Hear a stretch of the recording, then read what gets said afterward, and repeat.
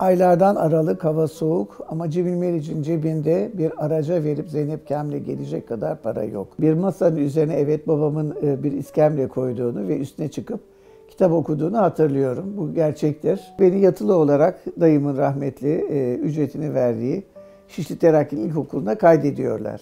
Tabii bu ilkokul hayatı, özellikle yatılılık hayatı benim için bir hüsran dönemidir. Babam 38 yaşında, ben 8 yaşındaydım, ilkokul 3. sınıf talebesiydim. Babam gözlerini kaybettiği zaman. Evet, babama gazete okuma sürecimiz Cerrahpaşa Hastanesi'nin o küçücük odasında başladı. Babamla başlayan yazı arkadaşlığımız boyunca ben babamın ciddi bir sekreter olma görevini üstlenmiş oldum. Bana tarihim öğretilmedi. Ben kendi tarihimi keşfettim. Ve dolayısıyla içimde İslam'a karşı yepyeni bir arzu uyandı. İslamiyet'i hiç bilmiyor idim.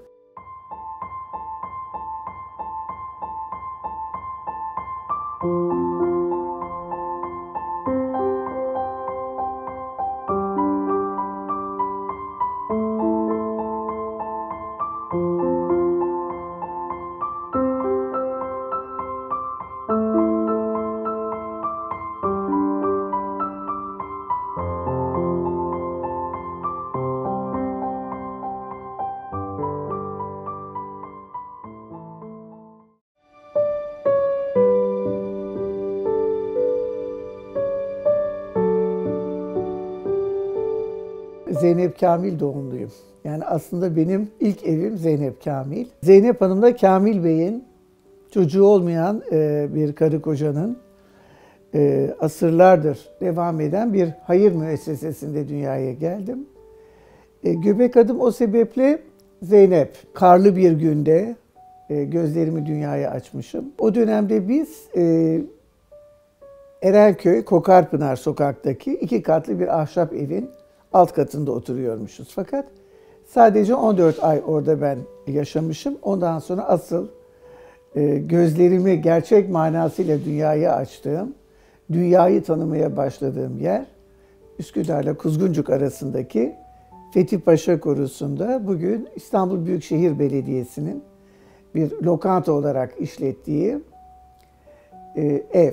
Üsküdar Mutasarrıfı'nın evi. Ahşap, o dönemin mimari üslubunu yansıtan evler idi. Benim hayatım tabiatın ortasında geçti. Gerçekten de bugünkü çocukların pek azının erişebileceği bir tabiat saltanatıyla ben hayata başladım.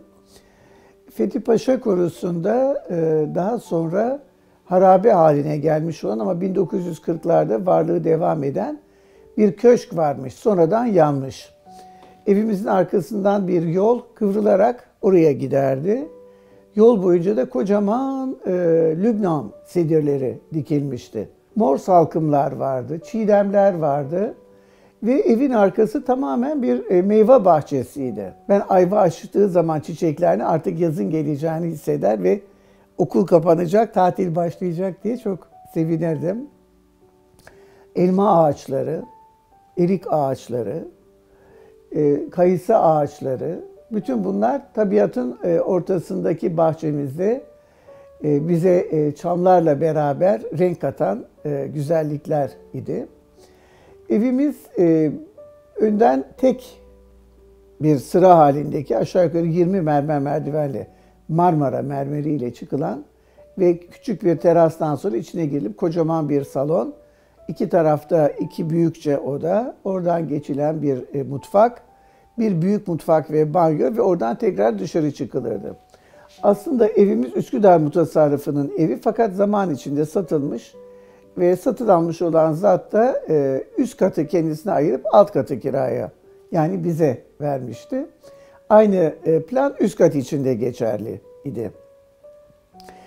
Tabii bu güzel tabiatın ortasındaki insan ilişkilerine de bence biraz girmek lazım. Çünkü şimdi aynı sitede oturan insanlar, aynı apartmanda oturan insanlar birbirlerinden çok defa habersizler. Neşede ve tasada ortak olamıyoruz. Fiziki olarak en yakınımızda olan insanlarla. Ama Fethi Paşa Korusu'nda benim çocukluğumda öyle değildi. Burası Atnalı şeklinde bir sokaktır. Ve ben küçücük bir çocuk olduğum halde Hangi evde hangi teyze ve amca oturuyor? Annem hangileriyle görüşüyor? Ben hangi çocuklarla arkadaşlık edebilirim? Bütün bunları bilerek yaşıyorduk. Yani ben bir mahalle çocuğuyum. Bir mahallede büyüdüm. Ve selam alıp vermeyi, arkadaşlarımla hangi saatlerde oynayıp hangi saatlerde evde istirahat edeceğimizi ya da kitap okuyacağımızı bilerek yaşadık.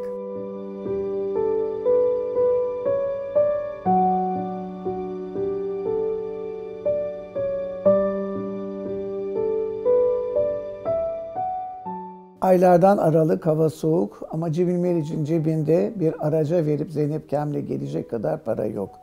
Dolayısıyla doğumun olmasını bekliyor ve yürüyerek Erenköy'den Zeynep Kamil'e kadar geliyor.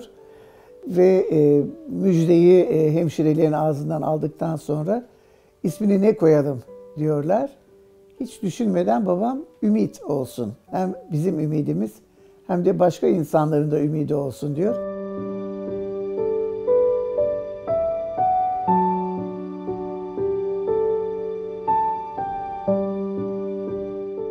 Babam tabii serbest mütercimlik yapıyor bir dönem. Fakat bu çok kısıtlı bir gelir sağlıyor aileye. Dolayısıyla hakikaten fakirliği tatmış bir ailenin çocuğuyum ben. Ben doğmadan önce abim benden rahmetli 21 ay büyüktü. Portakal alıyorlar mesela Üsküdar çarşısından. Portakalın suyunu sıkıyor annem, abime içiriyor. Kalan liflerin posasını da kendisi yiyor. Yani bir portakalı kesip yemeyecek kadar fakir bir aile. Böyle olmasına rağmen ben çocukluk yıllarımdan hatırlıyorum. Gıdamız çok iyiydi. Giyim konusunda bugün böyle gardıroplar dolusu elbiseler var. Dolaplar dolusu ayakkabılar var. Hepimiz ihtiyacımızdan fazlasını alıyoruz maalesef. Ama o dönemde mesela bir yazlık bir kışlık elbisemiz olur idi. Bir yazlık bir de kışlık ayakkabımız olur idi. Hani bir çok güzel tabirimiz var, güle güle eskit diye. Şimdi maalesef hiçbir şeyimizi eskitemiyoruz. Benim çocukluğumda mesela babamın bana ayakkabı alamayacak parası olduğu bir dönemde ancak terlik alabilecek parayı anneme verdiğini ve annemle beraber Üsküdar Çarşısı'na gidip Kunduracı Ali Bey amcadan bir terlik beğendiğimizi, böyle ayakkabıya benzeyen pantufil denilen pomponlu battaniye kumaşından terlikler vardı. Arkası kapalı olduğu için ayakkabı niyetine kabul edilebilir idi. O ayakkabıyı alıp evimize döndüğümüzü ve ortaokul talebesiyim o zaman. Ertesi gün ayağımda o pantuflarla okula gittiğimi hatırlıyorum. Hatta arkadaşlarım etrafımı sarıp "Aa Ümide bak, terlikle gelmiş evden" deyip böyle onların alay konusu olmaktan da çekindiğim için küçük ve masum bir yalan uydurduğumu hatırlıyorum. "Aa" demiştim, "ayakkabımı giymeyi unutmuşum." Halbuki giyecek ayakkabım yok idi.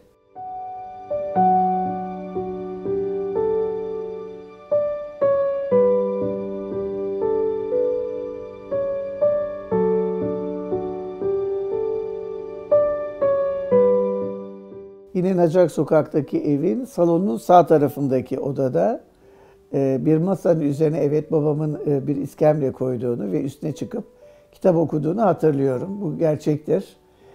Ama zaten kısa bir süre sonra da gözlerini kaybetti babam.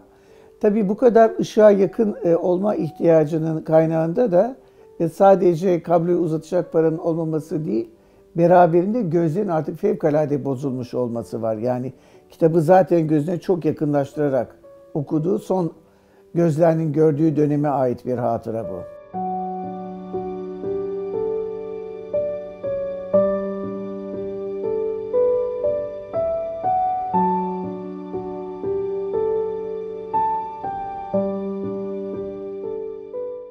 Evet, gerçekten de Cemil Meriç'in Frank gömleği tabir edilir ya, beyaz bir gömleği yok, kravat takabileceği bir gömleği yok. Hocası Sabri Esat Siyavuşgil kendisini arıyor ve diyor ki Cemil böyle böyle okutmanlık imtihanı var, şu tarihte gel. Babam da büyük bir sevinçle bu davete icabet etmek istiyor fakat bir devlet memuru olmaya aday olduğu için öyle rastgele bir kıyafetle gitmemesi gerekir. Ne yapacağım Fevziye diyor, yani gömleğim yok, bir Frank gömleğim yok. Annemin gözü birden masanın üzerindeki beyaz örtüye ilişiyor. Patiska bir örtü var. Cemil'ciğim hiç merak etme, ben sana güzel bir gömlek dikerim diyor. Ve hakikaten annem o örtüyü alıyor ve o örtüden hokus pokus bir gömlek dikip çıkarıyor. Fakat kumaş az. Az olduğu için sırtı yok, kolları da yok. Sadece göğüs kısmı ve yakası var. Dolayısıyla Cemil Meriç ceketinin içine o önlüklü patiska, Fevziye Meriç imalatı, gömlek bozması, ne diyelim, önlüğü giyiyor, bir de kravat bağlıyor ve imtihana o şekilde gidiyor.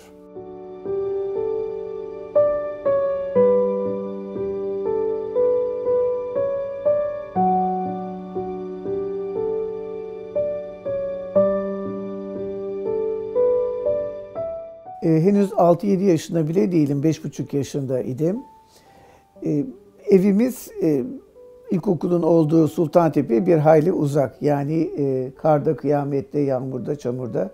Benim evden çıkıp, yokuşu inip, Paşa Limanı'ndan yürüyüp tekrar Sultantepe yokuşuna çıkmam için o küçük ayaklarımla bir yarım saat yürümem lazım geliyor. O dönemde böyle şimdiki gibi servisler yok. Dolayısıyla ben 5,5 yaşındayken abimi vermiş oldukları Şişli Terakki, yaşımın küçüklüğüne rağmen beni kabul ediyor. Annemle babam da bakıyorlar ki akıllıca bir kız çocuğuyum, herhalde başarır diyorlar. Ve beni yatılı olarak dayımın rahmetli ücretini verdiği Şişli Terakki'nin ilkokuluna kaydediyorlar.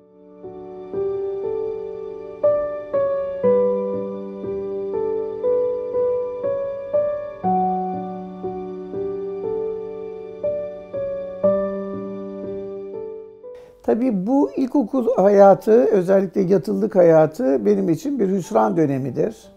Yani düşünün, hani ben şimdi mesela torunum 4 yaşına geldi. Hani gündüz yuvaya vermek istemiyorum, çocuk sabah akşam evde olmayacak. Yabancı bir çevrede olacak diye belki biraz büyük anne egoizmi yapıyorum. Ya da belki de yapılması gerekeni yapıyorum. Belki bu torunum konusunda gösterdiğim ihtiyatlılık çok küçük yaşta annemden ve babamdan ayrılmış olmamdan da kaynaklanıyor. Akşamları yolun kenarında bir teneffüs salonu vardı. Yemekten sonra orada bir yarım saat kadar oynardık. O dönemde tramvay geçerdi Şişli Terakki'nin önünden. Ben tramvayların numaralarına bakarak kendime göre fal tutardım. Mesela 22 numaralı tramvay geçerse yarın annem bizi ziyarete gelecek derdim. Dolayısıyla evet, belki erken okula başlamış olmam, erken liseyi bitirmeme ve dolayısıyla üniversiteye erken girmeme, hayata bir yerde erken başlamama yol açtı ama doğrusu hüsranı hala içimde yaşıyor.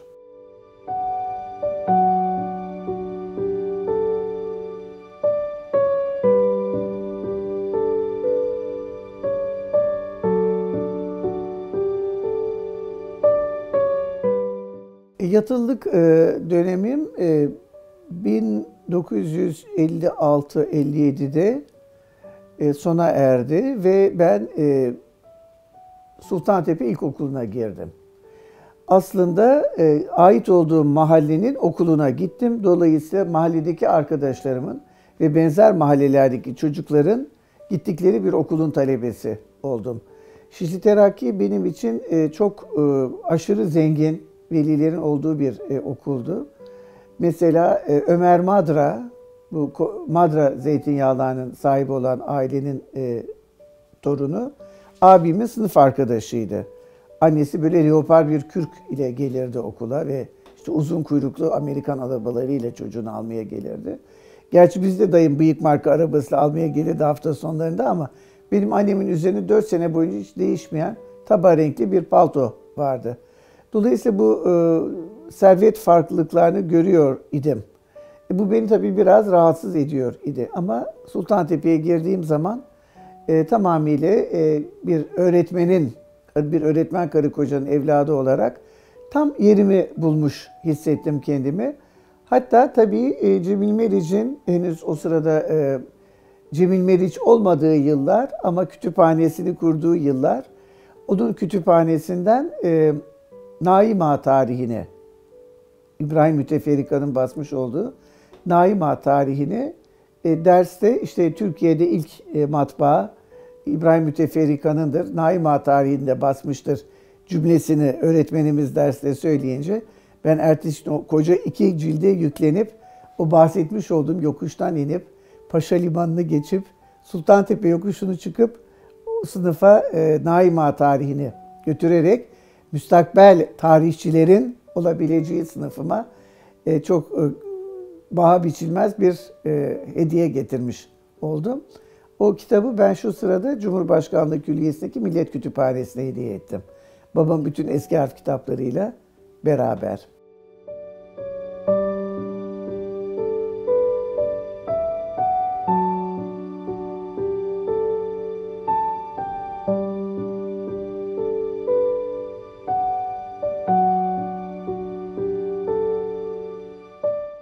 Babam 38 yaşında, ben 8 yaşındaydım. İlkokul 3. sınıf talebesiydim. Babam gözlerini kaybettiği zaman çok sıcak bir yaz idi. Ve yani babamın hasta yatağında yattığı, annemin de bir divanda istirahat etme mecburiyetinde olduğu bir küçük oda idi orası. Ben aslında annemle babamın yanında kalmak zorunda değildim. Caddebostan plajında burada dayım, yengem ve devam eden bir hayat var idi. Ama ben hep annemle babamın yanında olmayı tercih ettim. Bana buradaki denize girme, buradaki arkadaşlarla işte mısır alma ya da dondurma yeme annemle babamın yanında olmak kadar cazip gelmiyor. Cerrahpaşa Hastanesi'nde sağdaki binaydı. İlk girdiğiniz mekan. 2 kat yukarı çıkıyorduk ve bir oda babamın odasıydı. Ben annemle babamın yanında kalmayı tercih ettim ve geceleri annemle aynı divanda bir kenara onun sıkışarak uyudum. Aslında çocukların hastanede kalması yasaktı. O yüzden doktorlar viziteye gelecekleri zaman önceden hemşireler haber verirdi. Ben hemen odanın yanında dar bir balkon vardı. Oraya saklanırdım. Onlar gittikten sonra tekrar çıkardım.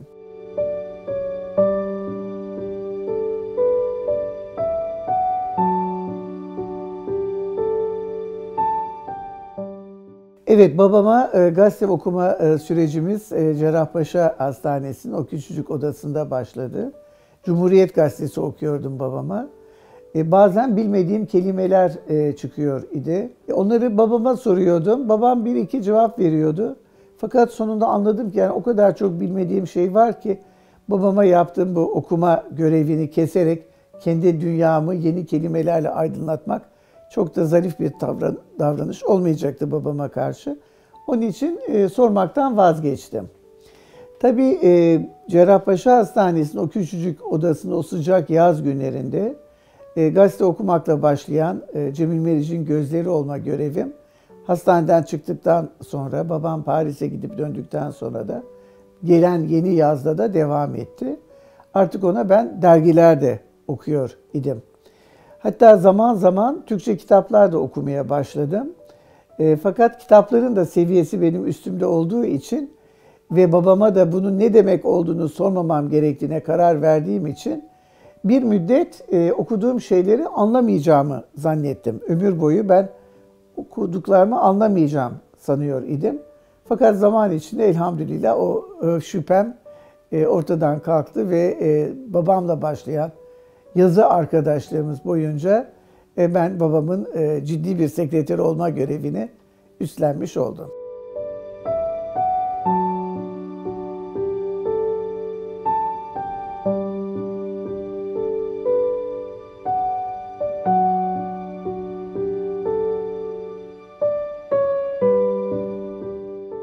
Yaz akşamları, şimdi maalesef şehirlerimiz o güzelliği de kaybetti.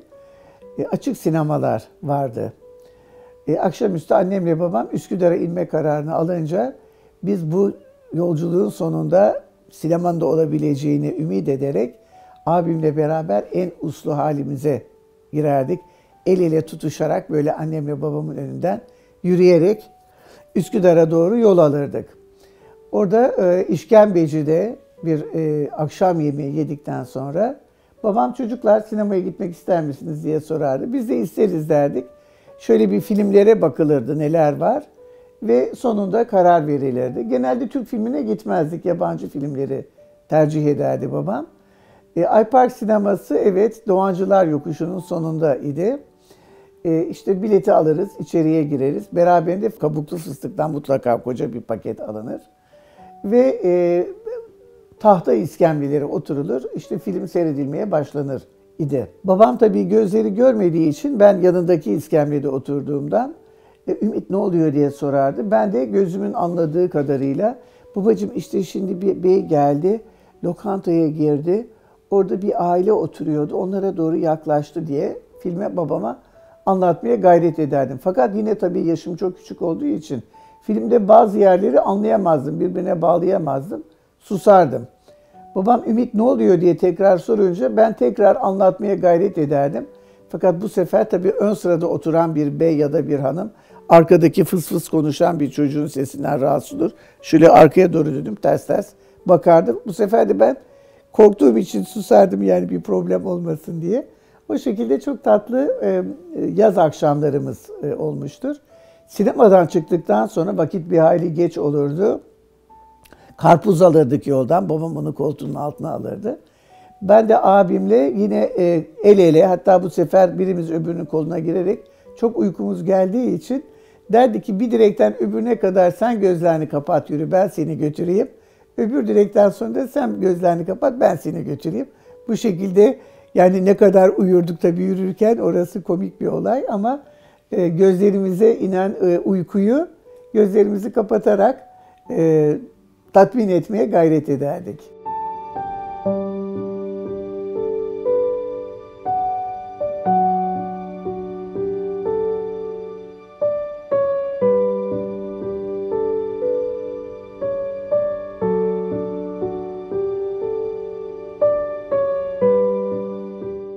Ben bir Boğaz kızıyım. Yani 14 yaşıma kadar, 14 aylıktan bir kere Fethi Paşa Korusu'nda oturduk. 2 sene hariç, o 2 sene yine Çengelköy'de geçti. Hem Nacak Sokak'ta evimizin caddeyle, ana caddeyle kesiştiği noktadan sonra devam eden bir sokak vardı, denize açılan bir sokak. Hem de Çengelköy'de, Sadullah Paşa Yalısı'nın hemen yanında bir doğal kumsal plaj var idi. Nacak Sokak'taki evimizin denizi biraz daha hırçın bir denizdi. Boğaz'ın akıntılarının sahilden hissedildiği bir denizdi. Genelde Üsküdar'dan Kuzguncuk'a doğru bir sahil akıntısı olurdu. Onun hemen ilerisi, şimdi 3-5 metre ilerisinde ise Büyük Boğaz akıntısı, yani Kuzguncuk'tan Üsküdar'a doğru olan akıntı olur idi. Biz yaz günleri öğlen saatlerinde sabah okumuşuz, yazmışız. Hadi artık denize inelim denince mayolarımızı giyeriz, üstüne de eski bir elbise çekeriz. Ailece hep beraber yokuştan inip o caddeyi geçip sahile geliriz. Orada bir dönem kayıkhane varmış, böyle kışın kayıkların çekilmesine mahsus paralel konmuş yuvarlak tahtalardan oluşan bir çekek yeri var idi. Ama biz onun hemen yanından böyle Boğaz'ın devamlı teması sonunda çok güzel bir, yani yosun yeşili rengiyle kaplanmış olan büyükçe bir taşın üzerine gelirdik. Oradan girdiğiniz zaman belinize ancak gelirdi deniz. Dolayısıyla babamın denize atlama yeri orasıydı. O taşın üzerinden babam balıklama atlar, ilk yukarı olan akıntıyı geçer, aşağı doğru olan akıntıya doğru yaklaşır idi. Biz de sahilden ona kumanda ederdik. Babacığım işte buradayız, sola yüzün, sola yüzün. Babam da Reyhanlı'daki Yenişehir Gölü'nde öğrendiği yüzme üslubuyla sahile doğru yüzer ve bulunduğumuz kayaya gelip dışarı çıkardı. Bir günde başımıza bir tatsız olay geldi. Babam biraz fazla açılmış anlaşılan. Akıntıya kapıldı. O gün de akıntı şiddetli. Boğaz akıntısı Kuzguncuk'tan Üsküdar'a doğru olan. Biz babama sesleniyoruz. Babacığım biz buradayız, gelsene diyoruz. Babam kulaçlarını atıyor ama bir türlü yaklaşamıyor.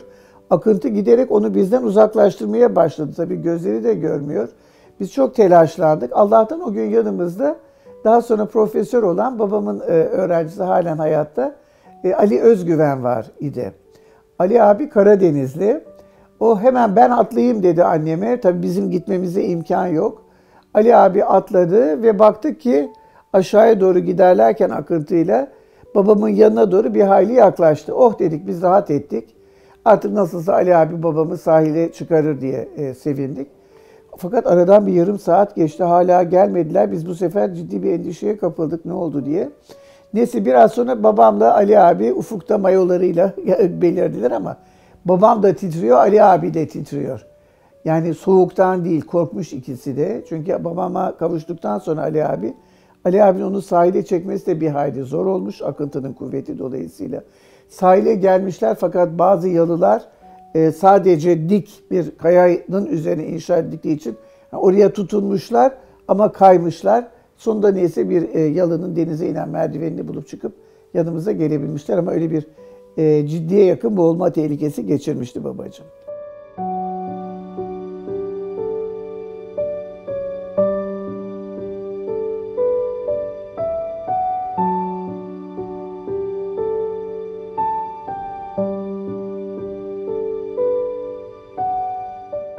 Tıbbiye her zaman ilgimi çekmiştir. Doktorlara çok büyük saygım vardır. Astronomi de tabii başımızın üzerindeki kainatın ilk adımlarını ilmi olarak atabileceğimi zannettiğim bir derin konu idi. Liseyi bitirdiğimiz günlerde babam abimle bana nereye girmek istiyorsunuz, niçin diye bir kompozisyon yazmamızı istedi. İkimiz de o kompozisyonu yazdık ama babam cevaplarımızı tatminkar bulmadı.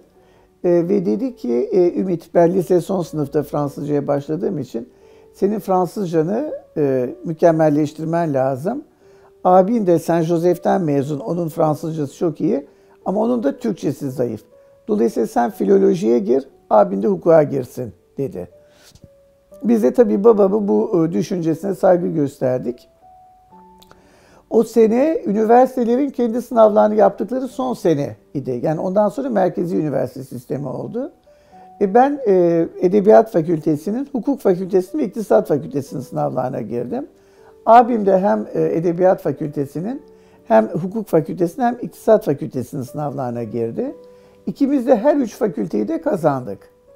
Fakat abim hukuka gitti, hukuku bitirdi. Ben de Fransız Dili Edebiyatı'na girdim ve hazırlık sertifikasını tamamladım. Fakat filoloji öğrencilerin büyük çoğunluğu Fransız liselerinden gelen öğrencilerdi. Yani Saint Joseph'ten, Saint Benoît'dan, Dame de Sion'dan. Onlar A şubesindeydiler. Diğer Türk liselerinden gelenlerse B şubesindeydi. Yani biraz hakir görülen bir sınıf. Fransızcayı bilmeyen Anadolu çocuklarla beraber. Ben de eğitimime devam ettim filolojide. İlk Haziran sınavlarında başarısız oldum. Eylül sınavlarında ise çok büyük bir başarıyla, iyi dereceyle 2. sınıfa geçtim. Tabii bu kadar yani 7-8 sene Fransızca okumuş olan sınıf arkadaşlarım da sadece bir yaz tatilinde, lise son sınıfa geçtiği sene Fransızcayı öğrenmeye başlayıp sadece lise son sınıfta Fransızca okumuş bir çocuk olarak benim onlara yetişmem çok zor idi. Fakat ben bunu bir ne diyelim, bir namus meselesi yaptım ve çok ciddi bir şekilde Fransızcaya çalıştım. O kadar ki mesela grip olduğumu hatırlıyorum. Fransızca'da kural dışı çekimler vardır. Ağır ateşli hastayım ama o kural dışı fiilleri yatağımın yanındaki duvara yazdım. 40 derece ateşli böyle baygın düşüyorum, uyuyorum. Sonra gözümü açıyorum, öyle böyle vurup tamam böyle tekrar onu öğrenip tekrar uykuya devam ediyorum. Öyle hırslı bir çalışmayla Eylül ayında başarıyla iyi olarak sertifikayı vererek 2. sınıfa geçtim. Tabii filolojide Latince öğreniyorduk, eski Fransızca öğreniyorduk, sadece Fransızca öğrenmiyorduk. 2. sınıfı da tamamladığım sene babam dedi ki sen artık Fransızcayı öğrendin. Çünkü bu arada ben tabii babama devamlı Fransızca okumaya başladım. Yani sadece okuldaki, üniversitedeki derslerle yetinmedim. Babama devamlı okuduğum için Fransızcam hakikaten çok çabuk ilerledi. Ve hatta hiç unutmuyorum, evimiz Göztepe'deydi. Oradan Caddebostan'a, plaja yürürken şöyle dedi babam, sen artık Fransızcayı öğrendin. Bunu ülkenin yararına kullanman lazım. Dolayısıyla sosyolojiyi tercih etmeni tavsiye ederim dedi. Ben de yani sisler arasında kaybolan bir ortaçağ Fransızından ise beni kendi ülkemle tanıştıracak olan, kendi ülke insanımı bana sevdirecek olan, kendi tarihimi bana keşfettirecek olan sosyolojiyi tercih ettim.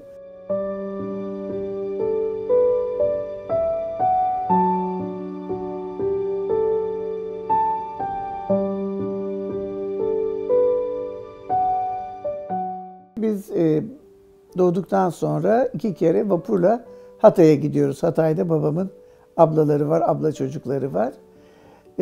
İlk seferinde güvertede otururken başka kişiler de tabii yolculuk yapıyorlar. Yandaki şezlongları onlar oturuyorlar.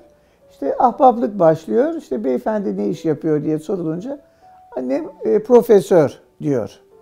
Babam annemin bu çıkışına orada müdahale etmiyor. Fakat sonra kameraya geldikleri zaman Fevziye ben profesör değilim, niye profesör dedin diyor.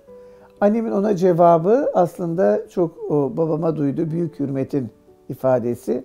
Benim için sen benim gözümde sadece bir branşın değil birkaç branşın profesörüsün. Bu titri resmi olarak tanıyıp tanımaman bir şey ifade etmez diyor. Annemin babama yakıştırdığı bu profesörlük titrini ben de demek ki çocuk gönlümde babama yakıştırmışım. Fakat biliyorum ki babam profesör değil. Ama babama okumaya gelen genç abiler var. Onların hepsi asistan. Yani onlar günün birinde doçent ve profesör olacaklar. Ama babam hiçbir zaman olamayacak. Bu sebepten olsa gerek orta birdeyken bir defterimin arkasına geleceğimle ilgili işte ortaokul, lise, üniversite, asistan, doçent, profesör diye geleceğimin şemasını çıkardığımı hatırlıyorum. Rabbim de nasip etti. Hakikaten 30 yıllık bir üniversite hayatından sonra üniversite hocalığından emekliye ayrıldım. Ama mesleğimi çok severim ve hayatım ya öğrenmek ya öğretmekle geçer. Halen de bu bilgi aşkımı muhafaza ediyorum.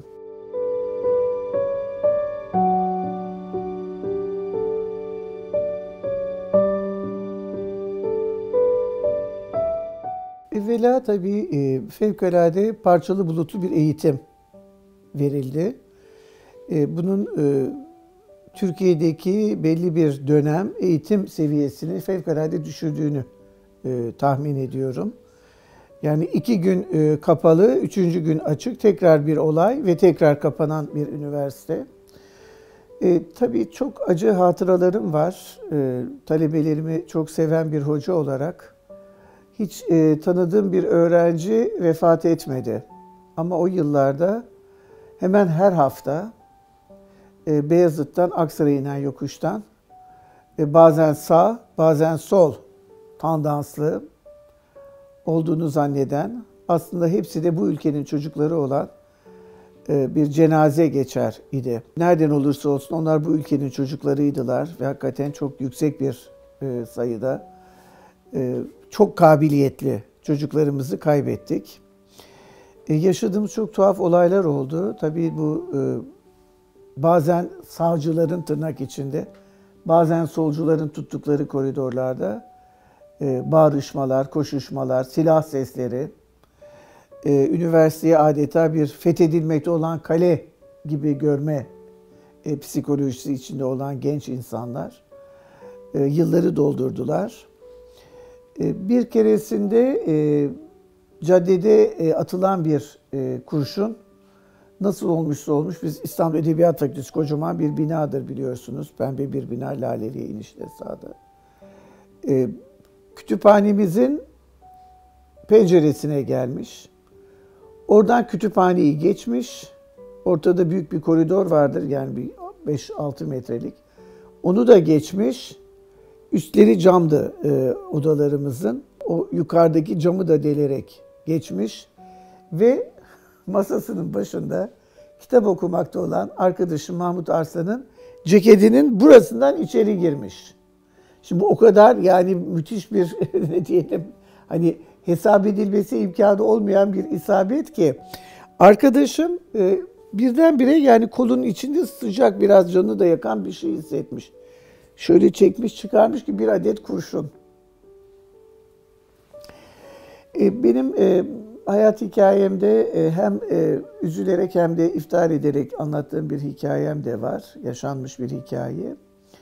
Yine böyle olayların tırmandığı günlerden birinde fakültenin koridorları boşaldı. Çünkü işte bu bağırışlar, çağrışlar. Zaten az öğrenci geliyor korkusundan. Tenha bir koridorun başından böyle naralar atarak gelen bir grup. Amfi 8'de giriş katındaki bir amfide ders veriyorum.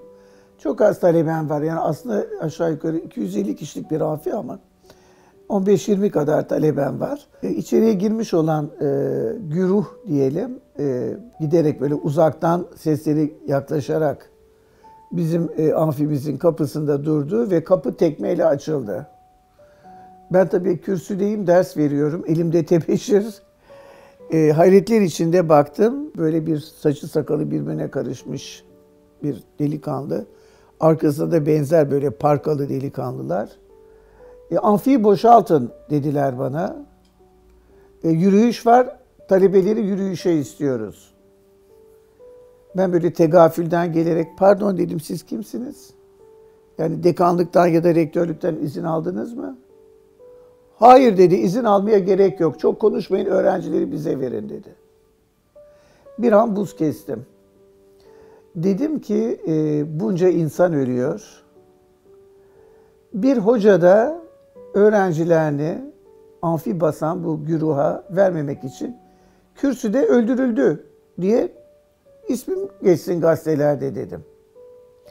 Ve kat'i bir tavırla dönerek dedim ki o saçı sakalı karışmış yavruya.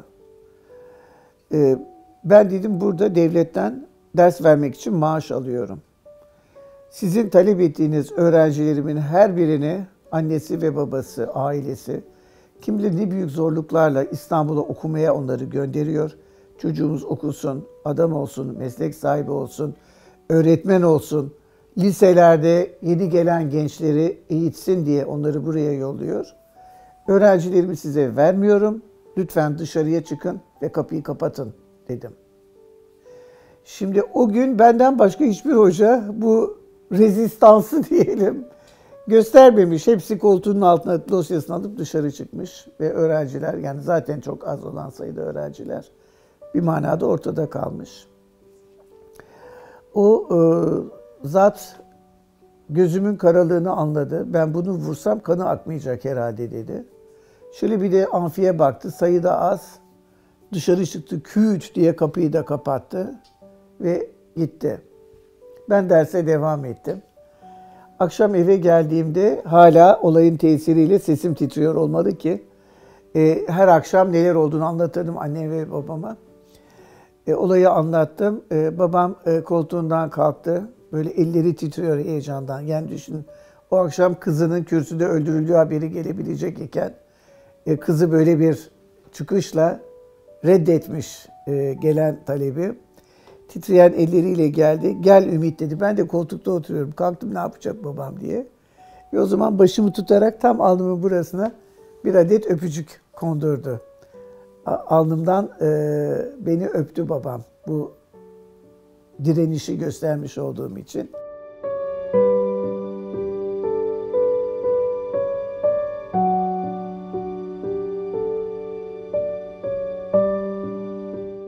Evvela ben asistan olmayı istiyordum. Sonra abim gidince benim de gitme durumumda annem ve babam çok yalnız kalacaklardı. Dolayısıyla abime öyle dedim, sen git, ben annem ve babamla kalacağım. Asistan olup Türkiye'ye burada hizmet vermeye gayret edeceğim.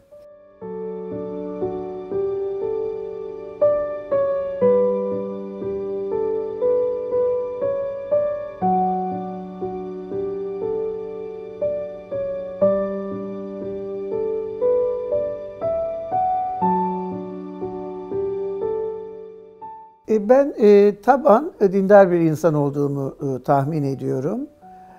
Çünkü daha ilkokul 2. sınıftayken yatılı okuduğum Şişli Terakki'de yanımda yatan arkadaşıma bak Allah var, o bulutların arasından gözüken mavilikten bizi hep takip ediyor derdim. Sanki gökyüzü hiç kapanmazmış gibi. Ve ısrarla Allah'ın onun gözü olarak bizi oradan takip ettiğini söylerdim arkadaşıma. Yine ortaokulda Üsküdar'dan Kadıköy'e tramvayla giderdim. O dönemde tramvay tabii ki şimdi de aynı yol kullanılıyor. Karacaahmet mezarının ortasından geçiyor. Bir tek defa pazartesi sabahı ya da cumartesi öğlen orada yatan eski Üsküdarlılara 3 İhlas bir Fatiha göndermeden tramvayımın oradan geçtiğini hatırlamıyorum. Tab'an dindar olduğuma kaniyim. Asıl tabii bendeki dini bilincin uyanışı doktorayı verdikten sonra oldu. Yani o zamana kadar Cemil Meriç'in kütüphanesinde tamamen batılı bir eğitim alarak işte Gürviçler üzerinde, Weberler üzerinde, Auguste Comte üzerinde çalışarak doktoraya gelmiş iken hocamın Cevdet Paşa üzerinde çalış demesi üzerine ben birdenbire istikametimi değiştirdim ve Batı tarihinden kendi tarihimize dönmüş oldum. Tabii ki Cevdet Paşa'nın 12 ciltlik tarih kitabı, 4 ciltlik tevarih kitabı ve işte İbn Haldun tercümesine yazmış olduğu satırlar benim için başlangıçta çok yeni bir dünyanın kapılarını açmaya yol açtı. Ve Cevdet Paşa ile ilgili doktora tezimi bitirdiğim zaman kendi tarihimizi keşfetmiş oldum. Bana tarihim öğretilmedi. Ben kendi tarihimi keşfettim. Bu tarihte, Osmanlı tarihinde İslam'ın yerini Cevdet Paşa'dan öğrendim. Avrupa devletleri, İslam devletlerinin karşılaştırılmasını, kavmiyet kavramını, ümmet kavramını hep Cevdet Paşa'dan öğrendim. Ve dolayısıyla içimde İslam'a karşı yepyeni bir arzu uyandı. İslamiyet'i hiç bilmiyor idim. Mesela Kur'an-ı Kerim mealini hiç okumamıştım. Doktorayı verdikten sonra ilk yaptığım iş farklı meallerden, mesela Hasan Basri Çantay'dan Kur'an'ın Türkçesini okumak oldu. Arkasından Kütüb-ü Sitte'yi, yani 6 hadis kitabını, özellikle Buhari, Müslim'i, Tirmizi ve Ebu Davud'u okuyarak ve notlar alarak İslam'la ilgili cehaletimi tek başıma bir otodidakt olarak gidermeye gayret ettim. Bu arada yaşım 30'a gelmişti, biliyorsunuz hayatın kırılma noktalarından birisidir. Cevabını arayıp da bulamadığım sorular zihnime takılmaya başladı. Ve ben bir gece, uykusuz geçen bir gecenin sabahında duyduğum ilk sabah ezanıyla adeta İslamiyet'e adımımı atmış oldum. Ve dedim ki yani bu cevapsız sorularımın çözümünü belki de secdede bulurum. Hiç denemedim, ben bir namaz kılmaya gayret edeyim dedim. Doğru dürüst de bilmiyorum yani tahiyyatta ne denir, rükuda ne denir bilmiyorum ama işte İhlas'la Fatiha'yı nasılsa öğrenmişim. Öyle bir yalan yanlış abdest aldıktan sonra 2 rekat namazımı kıldım. Ve sol selamı verdikten sonra içimi büyük bir huzurun kapladığını gördüm. O zaman dedim ki namazda esrar varmış. Ben bu namazı bırakmayayım. Ve ondan sonra hakikaten bir daha namazı bırakmadan bugüne kadar geldim elhamdülillah.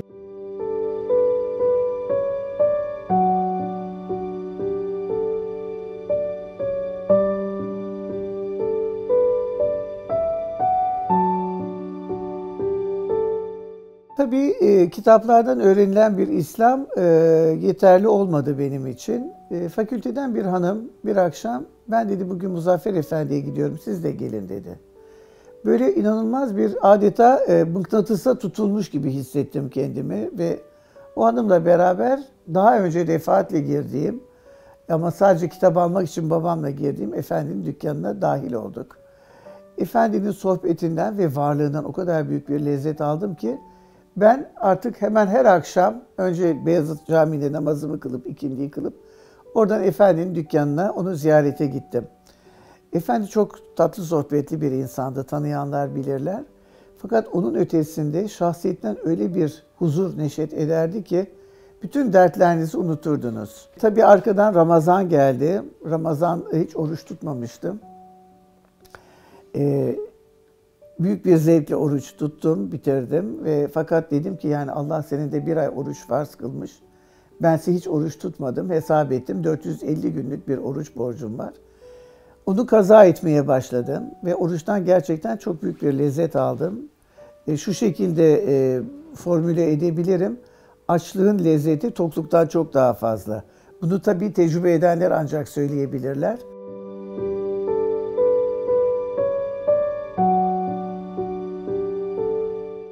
Evet.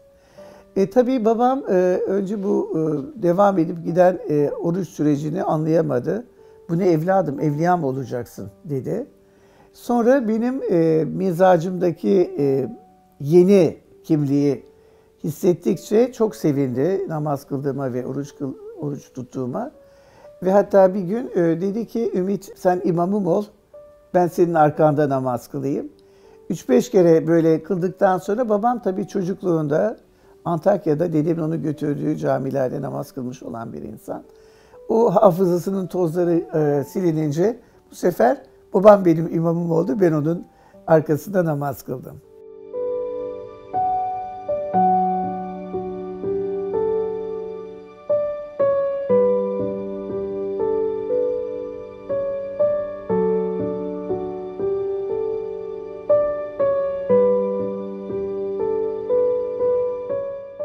Cemil Meriç'in birinci özelliğinin çok çalışkan ve çok ciddi bir insan olduğunu söylememiz gerekir.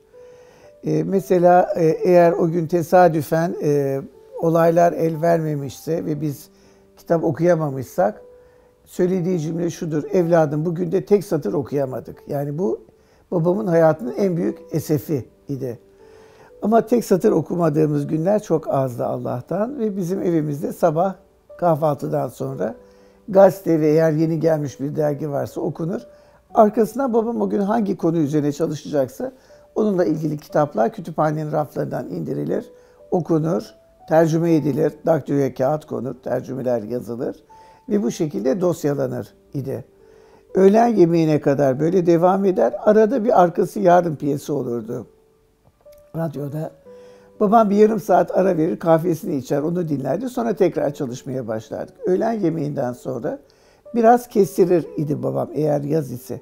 Kış ise çalışmaya devam ederdik. Bu şekilde akşam 5'e kadar bu mesai sürerdi. O saatten sonra yürüyüş yapardık, alışveriş yapardık ya da bir dost meclisine katılır idik. Bu devamlı okuma süreci benim tabii ses tellerimde biraz arızalara yol açtı.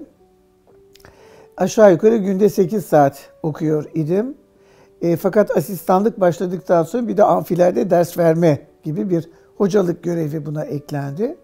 Dolayısıyla ben hep yüksek sesle kitap okudum. Hayatım boyunca yüksek sesle konuştum. Sonuç olarak biraz fazla konuşunca gördüğünüz gibi ya ses tellerim parazit yapmaya başlıyor ya da öksürüyorum. Ben onu şu şekilde ifade ediyorum. Ses tellerimin büyük bir kısmı şehit oldu. Geriye kalanlar da gaziliğe aday bulunuyorlar. Dolayısıyla ya ben ya da ben evde olmadığım zaman annem, yurt dışında bulunduğu için abim daha az boyutlarda ama her biri bir üniversiteden gelen, babamın bir biçimde yetiştirilmeye layık bulduğu öğrenciler bu görevi sürdürdüler. Dolayısıyla pek çok insanın katkılarıyla bu 12 ciltlik eser meydana geldi. Babam yaşarken onun asistanlığını ben yaptım. Ama vefatından sonra abim eserlerin yeniden basılması sırasında bir Fransızca tabiriyle edisyon kritik çalışması yaptı. Ve bugün mesela bu ülke çok yakında 60. baskısını hatta 65. baskısını yaptı.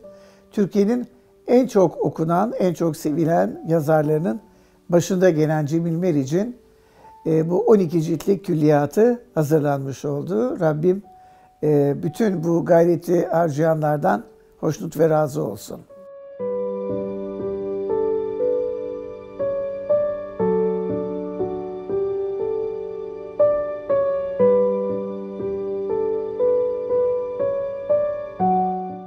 Babamla benim beraberliğim dünya tarihinde hiç örneği olmayan bir baba kız ilişkisi görüldüğü üzere.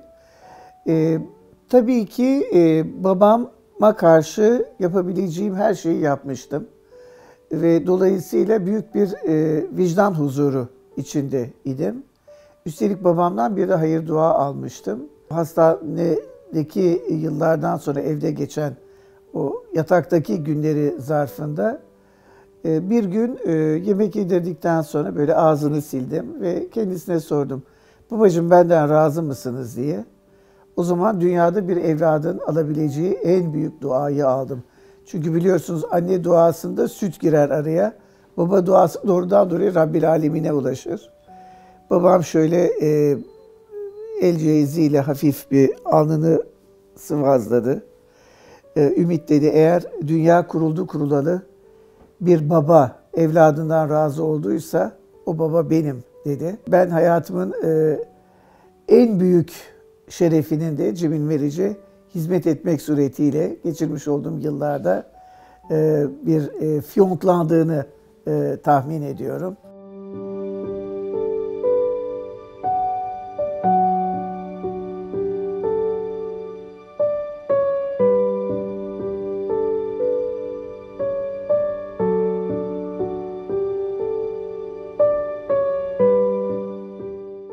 Tabii ki zor bir soru ama zannediyorum ki bu soruya samimiyetle cevap verirsem hiçbir pişmanlık yaşamadım. Çünkü Cemil Meriç'in eserlerinin hazırlanması için böyle bir çerçevede benim hayatımı sürdürmem gerekiyor idi. Cemil Meriç'ten sonra ben evlendim de, çocuğum da oldu, torunum da oldu.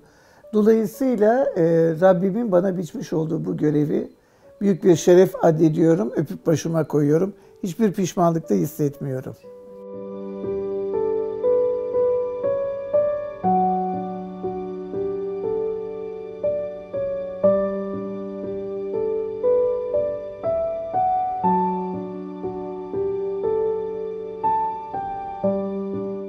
Evet, bu Ağustos 99 depremi sırasında ben Armutlu'daydım ve depremin çok şiddetle hissedildiği ve yani kısa bir süre sonra birçok ölüm haberinin geldiği bir hatırlamak bile istemediğim dönemdir bu. İlk geceden sonraki ikinci gece ya da üçüncü gece evde kalamadık. Bir arkadaşımın yazlık evindeydik, bir yalıda idik. Çünkü mütemadiyen artçı depremler oluyor. Dalgalar tekrar sahile hızla vuruyor. Orada Petkim'de bir yangın başladı. Güneş böyle kıpkızıl batıyor. Gerçekten de yani bir kıyamet öncesinin psikolojisini yaşayacağımız bir atmosfer içindeydik.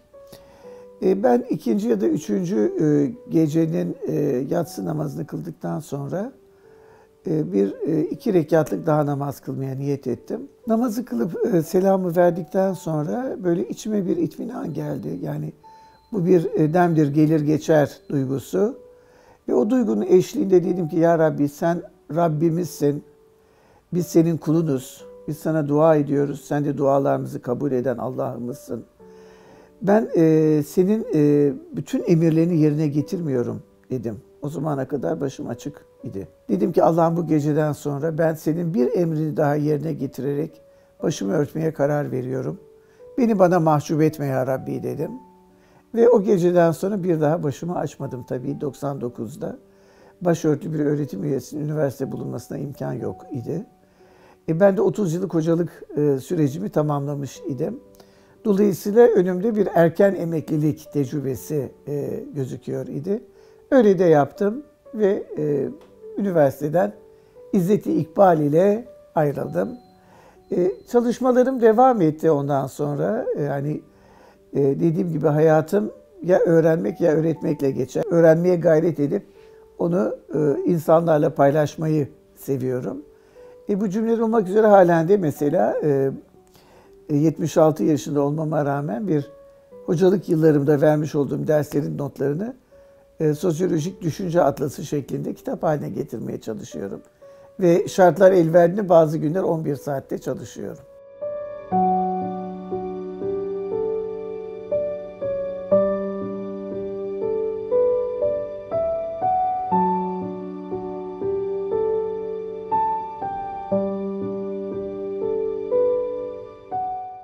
Cemil Meriç'in kızı olmanın bana bir takım mükellefiyetler yüklediğinin farkındayım. Bunların bir kısmını babam yaşarken yerine getirdim. Ama böyle bir babanın kızı olmanın, böyle bir kütüphanenin ortasında gözlerim dünyayı açmış olmanın bana getirdiği bir başka mükellefiyet daha var. Cemil Meriç'in kızı olarak ama aynı zamanda da Ümit Meriç olarak ülkemin tarihine şerefli ve İnşallah örnek bir insan olarak hatıramı bırakmak isterim. Dolayısıyla geçmişlerimize rahmet diliyorum. Bizlerin hayırlı ve verimli ömürlere sahip olmamızı diliyorum. Ve inşallah soyumuzdan da kıyamete kadar hep hayırlı insanların, hep faydalı insanların dünyaya gelmesi için dua ediyorum.